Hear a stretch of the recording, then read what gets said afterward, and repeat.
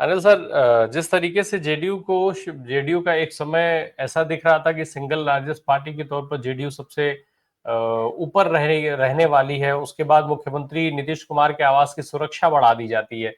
क्या ये जो संभावनाएं हैं जो जिन पर बात हो रही है कि अगर उस परिस्थिति में जेडीयू के साथ जो कुछ किया गया था, नीतीश कुमार को जिस तरीके से टारगेट करने की कोशिश की गई, जिस तरीके से उनकी वीडियो सोशल मीडिया पर वायरल कराई गई, जिस तरीके से संजय झा ने भरे मंच पर उनका हाथ रोक लिया था, इन सारी चीजों का डर कहीं ना कहीं भाजपा को था कि सिंगल लार्जेस्ट पार्टी बनने के बाद नीतीश कुमार एक बार फिर पलट सकते हैं। शायद इस वजह से ये सुरक्षा बढ़ा दी गई। कितना दम देखते हैं इन चर्चाओं में, कितना दम देखते हैं इस तरीके की संभावनाओं में? क्या संभावनाएं ऐसी थी कि सिंगल लार्जेस्ट पार्टी बनने के बाद नीतीश कुमार जो है वो महागठबंधन के साथ भी जा सकते थे, तेजस्वी यादव के साथ भी जा सकते थे? नहीं नहीं, वो ये देखिए, ये जो चर्चाएं हैं ना, इसमें कोई दम नहीं है। एक तो है क्या कि नीतीश जी को ओवर एस्टिमेट करता है उनके उनके जो एथिकल एथिक्स के बारे में। वो बहुत ही अपॉर्चुनिस्ट किस्म के व्यक्ति हैं, और उन्होंने जो है वो अभी तक कोई ऐसा काम नहीं किया जिसको कि आप कहेंगे क्या कि कोई एथिक्स या पॉलिटिकल मोरालिटी के अंदर हो। तो बहुत ही जबरदस्त, मतलब चालाक राजनीतिज्ञ हैं। और इसलिए उनसे ये उम्मीद करना, ये उम्मीद आप लोग या हम लोग इसीलिए करते हैं कि उनका बैकग्राउंड जो सोशलिस्ट बैकग्राउंड है, उसकी वजह से। तो उसको आप बाहर कर दीजिए, इसीलिए कि करीब करीब 20 इयर्स तो उसके साथ सरकार बनाई, और करीब करीब 25 से 30 साल जो है वो बीजेपी के साथ समता पार्टी फलना ये सब करते रहे। तो जो 3 डिकेड्स की पॉलिटिक्स में जो शख्स, और अटल बिहारी से लेके आडवाणी, और उसके बाद उस समय तो एक एक्सक्यूज भी था कि अटल जी वैसे नहीं है जैसे मोदी जी हैं, या आडवाणी जी तो बहुत ही भद्र किस्म के हैं। ये सब एक एक तरह का था, लेकिन फोर्स क्या था? फोर्स तो एक कॉमनल ऑथोरिटेरियन फोर्स है बीजेपी, और उसके साथ वो रहे। और उन्होंने पहले तो मुझको याद है कि हम लोग शरद यादव से मिलते थे दिल्ली में, तो बोलते थे क्या कि हम लोग रोके हुए हैं बीजेपी को अपने कॉमनल एजेंडा से। हमने जो है राम मंदिर के मुद्दे पे, 3 तलाक के मुद्दे पे, और तीसरा मुद्दा जो है ये क्या कहते हैं, 3 तलाक 370, ये हमने उनको समर्थन नहीं दिया, और वो कर नहीं सकते, वो कॉमन मैनिफेस्टो में प्रोग्राम में नहीं है। तो ऐसा ही भाव जो है बिहार में भी वो नीतीश देते रहे। लेकिन आप देख लीजिए कि नीतीश जी उनके साथ बने हुए हैं, ये 3 मुद्दे खत्म हो गए, कब के बीजेपी ने पूरा कर लिया। इसके अलावा वक्त भी ले आया, वक्त पे भी उन्होंने कुछ नहीं किया। तो उनका जो सेकुलर क्रेडेंशियल है वो जो है वो दिखाई देता है। हाँ, एक चीज उनके रहने से हुआ कि एक बफर के रूप में वो रहे, जो कि मुसलमानों पर जैसी एट्रोसिटी आपको उत्तर प्रदेश में देखने को मिलती है, वो एट्रोसिटी उनके साथ नहीं थी। दूसरा है क्या है कि उन्होंने जो अति पिछड़े महादलित, जो डोमिनेंट कास्ट नहीं है एमंग दलित्स एंड बैकवर्ड्स, उनको वॉइस दिया, उनको ये कंस्टिट्यूएंसी बनाई। तो ये उनका सोशल कंट्रीब्यूशन है। और ये उन्होंने जब कर्पूरी ठाकुर के समय था, उसी समय नीतीश फार्मूला करके रिजर्वेशन हुआ था, जिसमें उन्होंने उनकी वकालत की थी कि जो सोशली ज्यादा पिछड़े हुए हैं उनको अलग कैटेगरी दिया जाए। तो ये जो है शुरू से, मतलब यही दो उनके पक्ष में बात जाती है। दूसरा है क्या कि जो इल गवर्नेंस था लालू जी का, उसके बाद जब वो आए, निश्चित तौर पर ये लोग, सब लोग मानते हैं बिहार में कि लॉ एंड ऑर्डर को उन्होंने दुरुस्त किया। नहीं तो शाम में लोग पटना के चौराहे पर नहीं घूम सकते थे, बाकी शहरों की बात छोड़ दीजिए। ये जो जंगल राज जिसका अभी तक हैवॉक क्रिएट किया जाता है, वो यही वजह है कि उनको ये है। लेकिन इस मतलब उनको इसका इसका एक तरह से एडवांटेज मिला भी, और इनके पक्ष में जाता है। अब आप अगर कहेंगे कि नीतीश छोड़ के चले जाएंगे, ये सब जो है खामख्याली है। जब भी नीतीश को लगा कि उनको प्रेशर डालना सकते हैं बीजेपी से बार्गेन करने के लिए, तब वो बीजेपी से बाहर आए। कभी कुछ ऐसा नहीं है, जबकि जहां खड़े होने की जरूरत है, जो सत्ता के कॉस्ट पे, सत्ता की कीमत पे कभी भी उन्होंने बीजेपी से नाता नहीं तोड़ा। सदैव उसका सत्ता को ध्यान में रख करके कि इस खेमे से निकले तो उस खेमे में मुख्यमंत्री बनते हैं कि नहीं, और प्रेशर बीजेपी पर कितना डाल सकते हैं, उन्होंने बाकायदा टाइमली किया। यहाँ भी जब महागठबंधन ये बना इंडिया अलायंस, तो उसमें उन्होंने भूमिका निभाई, और एक क्या हुआ, जो चले गए इसीलिए कि एक तो जो बीजेपी ने जेडीयू के लोगों को, जैसे संतो अभी संजय झा हैं, पहले आरसीपी थे, उसके पहले इवन सब लोगों को उसने बीजेपी ने अपने तरफ कर लिया है, क्योंकि उनके पास कॉरपोरेट का पावर है, सत्ता उनके हाथ में है केंद्र की। तो ये तोड़ना बहुत आसान है उनके लिए। वही उनका अभी अगर वो बीजेपी से तोड़ेंगे नाता, तो उनका वो तोड़ नहीं सकते, इसीलिए कि जो बीजेपी जेडीयू के लोग हैं, जैसा सैनी साहब ने कहा, वही उनका विरोध करेंगे और उनको नहीं करने देंगे। तो हाँ, ये जरूर है कि अब संजय झा को वो बाहर कर देंगे। आरसीपी को उन्होंने बाहर किया, और ये बाहर करने का काम वो जॉर्ज फर्नांडिस के समय से करते आए।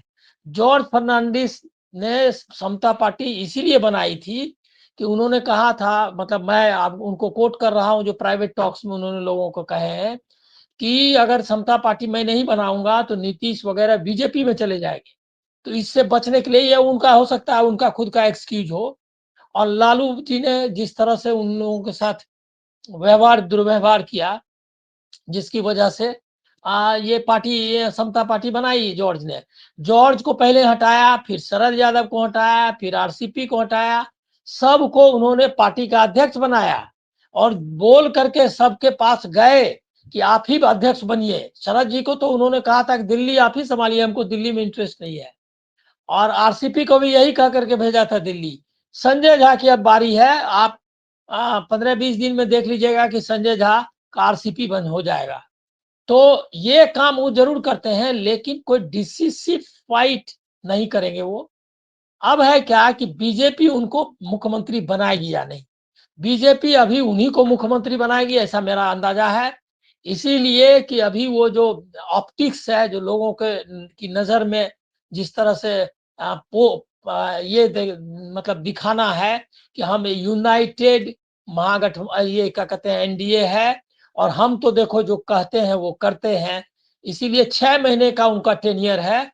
6 महीने के बाद मैं, मतलब मेरी जो इतने साल की पत्रकारिता का मेरा जो अनुभव है, उसके बिना पर मैं ये एकदम बता सकता हूं कि वो जो हम्म। है, इसके बाद मुख्यमंत्री 6 महीने के बाद नहीं रहेंगे। 6 महीना साल भर आनंद जो सर, भी एक हो। चीज बताइए। आनंद सर, हाँ, आपने कहा कि संजय झा का हाल आरसीपी सिंह जैसा हो सकता है, हो जाएगा, लेकिन क्या नीतीश कुमार आज जेडीयू के अंदर इस हैसियत में हैं? भाई संजय झा भारतीय जनता पार्टी के प्लांटेड है, सबको पता है। लल्लन सिंह आज जिस तरीके से खड़े, लल्लन सिंह वो नेता जो नीतीश कुमार के लिए कह रहे थे कि नहीं नीतीश कुमार, भाई मुख्यमंत्री के सवाल पर उनका बयान था कि विधायक दल बैठ करके तय करेगा, वो आ, लल्लन सिंह बता रहे थे। तो राम ऐसे प्रकाश नेताओं जी, के नहीं हाथ में नहीं, आज जेडीयू है, क्या वो एक नीतीश मिनट, कुमार के साथ खड़े होंगे? एक मिनट राम प्रकाश जी, संजय झा को निकालेंगे, वो बीजेपी के एजेंट को नहीं निकालेंगे, वो कोई दूसरा एजेंट बहाल करेंगे। ये लोगों को मैसेज देने के लिए कि कमान उनके हाथ में है, और संजय झा कुछ नहीं कर सकते। अगर आपको हम्म। किसी को शक हो, बीजेपी भी उनको नहीं बचाएगी। बीजेपी ने प्रशांत किशोर, ये ऑन रिकॉर्ड है कि प्रशांत किशोर को उपाध्यक्ष बनाने के लिए अमित शाह ने कहा था, ये खुद नीतीश कुमार हम्म। का स्टेटमेंट है। और प्रशांत किशोर को उन्होंने उठा के फेंक दिया। बीजेपी अपने टर्म्स पर उनसे बार्गेन करेगी। सब तो वो बोलेंगे कि संजय झा नहीं चाहिए, हमारे बीच में कोई दूसरा गो बिटवीन चाहिए, मतलब बिचौलिया कोई और चाहिए।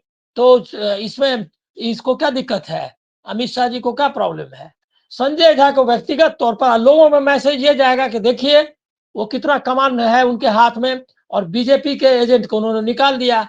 मैसेजिंग का हम्म। मामला है, मैसेजिंग में वो सबसे 20 पड़े हैं इस चुनाव में भी। एक आदमी जो 20 साल तक बिहार को वैसे ही रखा जैसा लालू जी छोड़ के गए थे, सिर्फ लॉ एंड ऑर्डर छोड़ के, और वर्ल्ड बैंक के पैसे से रोड बनाने के अलावा, जिसमें कि जितने बीजेपी के एमएलए एमपी हैं सब वो रोड बनाने के ठेके और इससे ही वो अमीर बने हैं।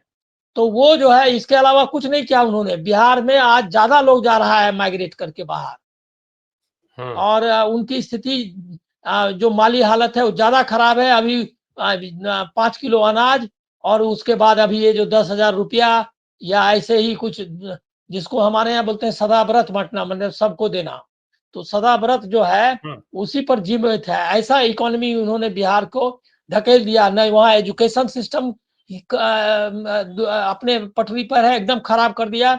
लालू जी जितना करके गए थे उससे 3-4 गुना नीचे कर दिया। उसके बाद ये क्या कहते हैं, हेल्थ सिस्टम पूरा खत्म है। कोई चीज बिहार में कोई सिस्टम नहीं है। और गरीबी जी। उतनी ही बढ़ी है, इथोपिया के बराबर जो है उसका ह्यूमन डेवलपमेंट इंडेक्स है। पर कैपिटा इनकम उसका बांग्लादेश और पाकिस्तान से नीचे है। ऐसा राज चलाने के बाद भी लोगों ने कहा कि नहीं, नीतीश चाहिए। नीतीश इसीलिए अच्छा। चाहिए कि जाति की जो व्यवस्था है वो इतनी मजबूत निकली कि एक अलायंस बन गया, जिसमें कि जो या समझिए कि तेजस्वी जिन लोगों का नेतृत्व करते हैं उसके खिलाफ बड़ा चंक ने उनको वोट किया है। और ये मैसेज तो किया उन्होंने, यही मैसेजिंग का तरीका उनको आता है, बिना एक प्रेस कॉन्फ्रेंस के। इसके लिए एक प्रेस कॉन्फ्रेंस नहीं किया बीजेपी के खिलाफ, एक जो है कोई स्टेटमेंट नहीं। लोगों में मैसेज गया कि जेडीयू को क्या कहते हैं, जेडीयू को हराना चाहती है बीजेपी। अब नीतीश में बीजेपी कैसे बच गई, ये सिर्फ चुनाव आयोग बता सकता है, क्योंकि बीजेपी की जी। कहीं। अब हम लोग का क्या है कि जब रिजल्ट आ गया तब हम लोग चाहते हैं कि जो रिजल्ट आया उसको कैसे मतलब शुरू करे। तो ये मैं नहीं करता। बीजेपी का कहीं कोई लहर नहीं थी। जेडीयू के पक्ष में, नीतीश को बचाने के पक्ष में एक निश्चित तौर पर एक साइलेंट ये था, मतलब अपील था उनके पक्ष में। इसके अलावा कुछ नहीं। अब वो कैसे हुआ, अब यहाँ पर एक और अंतिम लाइन कहता हूं आपको, लंबा ले लिया मैंने। एसआईआर यहीं पर है। जो भी जेडीयू जो ये था 10% वोट ज्यादा आया है अभी, वो वोट जो है उनको उन्होंने ऐड कर लिया, घटा दिया इनका, अपना ऐड कर लिया। और ये जो है आपको नजर आया, एकदम अरिथमेटिक क्लियर है। अब ये और बहुत सारे खेल किए हैं उन्होंने। कौन सा मॉडल कोड ऑफ कंडक्ट लागू हुआ? पैसा उस समय जब चुनाव चल रहा है उस समय पैसे ट्रांसफर हुए। अब आप बोलेंगे क्या कि लोगों ने तो वोट दिया। अरे लोगों ने वोट कैसे दिया ये भी तो बात होनी चाहिए। लोकतंत्र में इस तरह से तो पुतिन को भी वोट मिलता है, तो उसमें आप क्या करें?